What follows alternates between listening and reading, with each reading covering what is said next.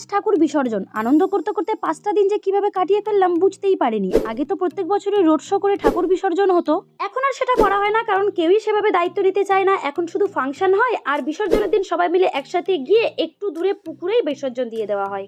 ঠাকুর বিসর্জন দেওয়া হয়ে গেলেই আমি তাড়াতাড়ি বাড়ি এসে রেডি হওয়া শুরু করলাম, কারণ আজ ফাংশন আছে আর সবাই চলেও গেছে, আমাকে ফোন করছিল। এরপর আমি তাড়াতাড়ি রেডি হয়ে চলে আসলাম ফাংশনের প্রথমে ছিল বাউল গান। আর বাউল শিল্পী আনার মেন কারণ হচ্ছে আমাদের এখানে অনেকেই আছে যারা বাউল শিল্পী আনার জন্যই বেশি করে চাঁদা দেয়। আর আমাদের অবস্থা দেখো, বাউল গান তো একটুও ভালো লাগে না, তাই অপেক্ষা করছিলাম কব আপনা টাইম আয়েগা। আর এদিকে এই মেয়েকে দেখো, স্টেজে উঠেছে, কি করতে জানি না, আমি তো শুধু ঘুরে বেড়াতেই দেখছি। আর এসব দেখে এতটাই বোরিং ফিল হচ্ছিল, তাই আমি আর সোনালি চলে আসলাম আইসক্রিম খেতে। এরপর স্টেজে উঠলো ডুয়েট ডান্সার। ভাই রে ভাই, এদের ডান্স দেখে আমি তো পুরো অবাক। আর ফাইনালি অনেকক্ষণ অপেক্ষা করার পর আপনা টাইম আহি গায়া। পাড়ার সব ছেলেরা তো স্টেজের উপর উঠে ডান্স শুরু করে দিয়েছে। আর সত্যি কথা বলতে আমার সব ফাংশন টাংশন ভালো লাগে না, শুধু একটা বক্সে উড়াদুরা গান চালাতে হবে বাস।